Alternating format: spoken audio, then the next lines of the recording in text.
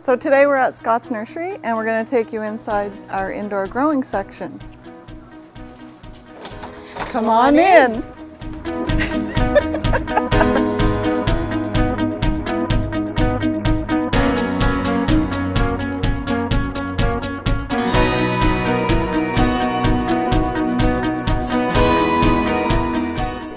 All right, so what would you say, Jenny, are one of the first things you need to consider when you're deciding to grow something inside? Okay, so your main thing is you have to decide what you're going to grow in. So there's different mediums that you can use. So we have lots of living soil now, which is kind of new. We have a couple different brands. There's Kryptonite or the Gaia living soil, and those you just need to add water. It's really simple. You can go with cocoa. That's just a straight cocoa mix, and you just use a special type of fertilizer when using this one. And then there's also the soilless mixes, like we have ProMix, the Sunshine VPW 30. You can grow with those, and then all you need is some pots and water, and then you're good to go. Good to go. Okay, Krista, so just maybe let people know how simple it can be growing inside. Using a good organic soil has everything you need in it. It is as simple as filling this pot with your dirt, planting your plant, and off you go. Or we also have the smart pots, the fabric type pots, which Allows for more air. yeah, promotes root growth a little bit better. So we want to discuss the importance of transplanting, and all too often people will go into like too big of a pot too quickly, and then the plant ends up stagnating and stressed out because it's in too big of a pot. And people tend to overwater when they're in too large of a pot because there's not enough roots there to eat up the water and do the proper photos. So the bottom ends up staying wet, Yeah, you're saying, and, yeah. and so you end up getting root rot and opening yourself up to all kinds of things just because you went too big a pot. So it's really important to step it up in stages so you don't set yourself up for failure. Yeah, for sure. So like we always recommend just a couple inches bigger. So on this type size pot, we would go into like a 4.5 inch pot just to give it room to climatize and then give it a chance to get its roots going. And then we're going to give it some extra nutrition at that point, but we'll talk about that in a few minutes. So I'm just going to do... Sometimes they come out of the pot. yeah, sometimes they come out of the pot easier than others. So this is a little ivy that we're transplanting today. But most all plants sort of work along the same way. And you're going to keep the soil close to the top of the new pot that you're transplanting into. So, and then when you put your soil in and do your transplanting, you're going to, I just sort of hold it in place and put the soil around. And then you're just going to very gently sort of apply a bit of pressure just to sort of hold them in place.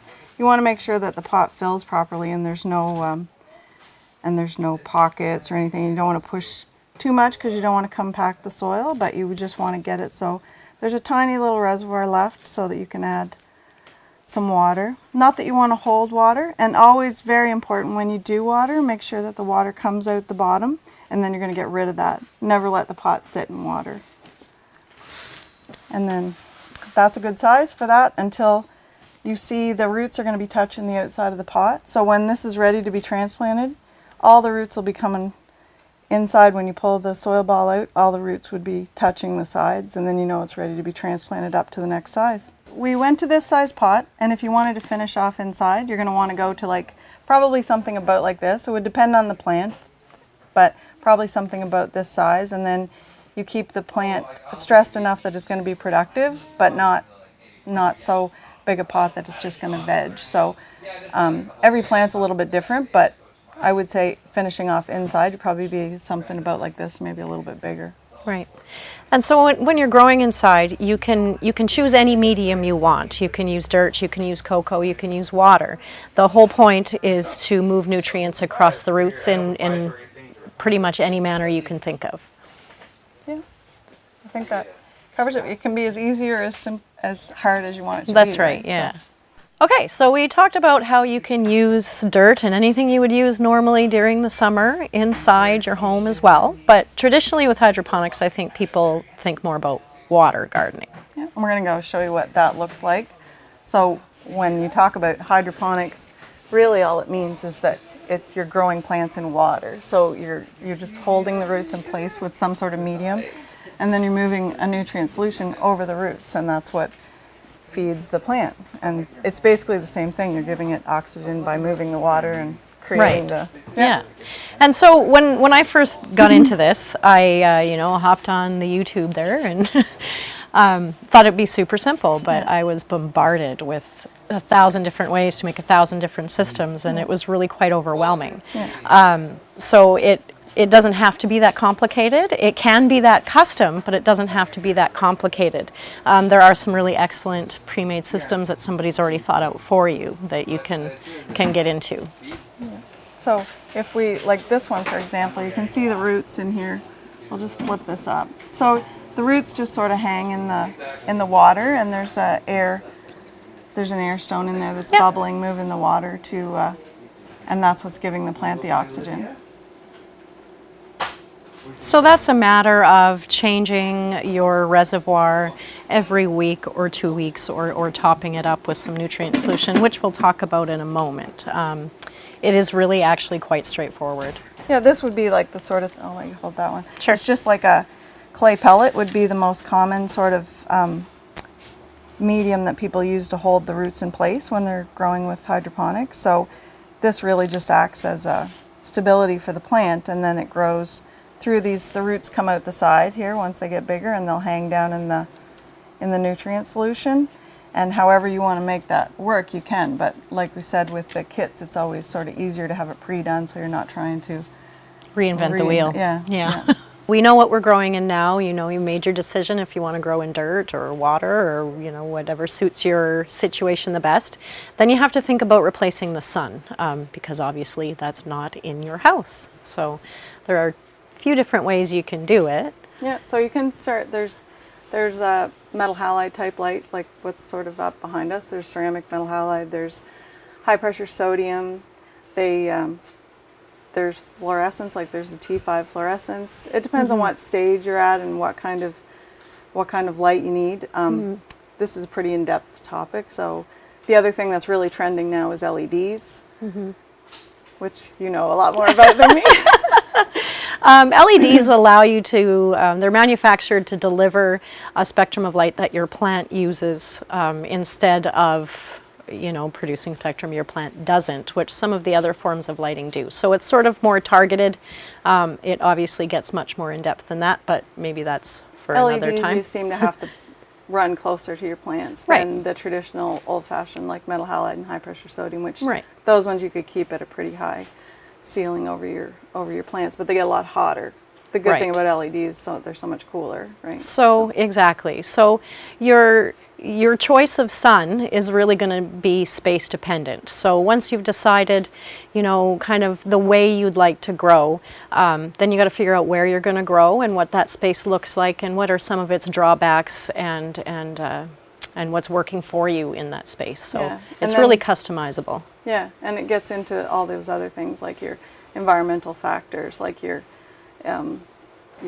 air circulation, your exhaust in your room, like how warm like you were saying about temperature, like how warm it is in there, and those are all factors considering when you want what kind of light you want to buy. So. Exactly. Yeah. Some methods produce more heat than others. So if you're in a smaller sort of space restricted space, then maybe LEDs are something you need to consider. Yeah. If you're planning on just bringing some herbs inside this year, you're not going to need huge big lights to keep them alive and giving you all the basil you want. Something as simple as this LED fixture on your counter can bring it through the winter for you and keep producing. Yeah, this is a beautiful light too. So just remember that when you're setting up inside, lighting's so important. So you really need to think and make a good decision about the lighting because it's going to last you for a long time. So it's more like it's a good one-time investment. That's kind of how I would look at it, right? Yeah, for sure. Yeah. So we talked about everything else. We got lighting covered and soil. Briefly touched on transplanting all the basics, but now we need to feed them. So there's lots of different lines of fertilizer. This is just one example. This is Canna. This is one that we sell a lot of. Each of these fertilizers come with a recipe that makes things very simple. It tells you exactly what you need to do. Yeah, when to feed it, what to feed it, how to feed it. What week, everything down to what pH the food needs to be at.